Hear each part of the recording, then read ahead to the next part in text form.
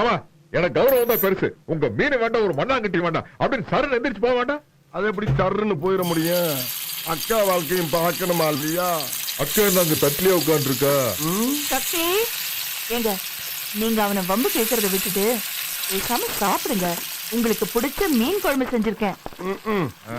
மீனை பிடிச்சது நானு. அத மனசுல வச்சுக்கிட்டு சாப்பிடுங்க. அவர் முடிக்கத்தான். போடு போடு போடு போடு. டடடடடடா. ஐயோ, என்னங்க நீங்க? ஐயையையையைய, மாமா எங்க சாப்பிடுற இடத்துல வச்சுக்கிட்டு.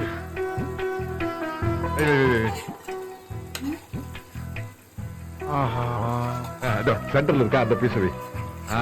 கரெக்டா பிடிக்கிறாயா? நம்ம நடுத்துண்டெல்லாம் அங்க போய்கிட்டு இருக்கு. ஆமா, ஆயத்தோட வெடியுது. அடைஞ்சிருச்சா?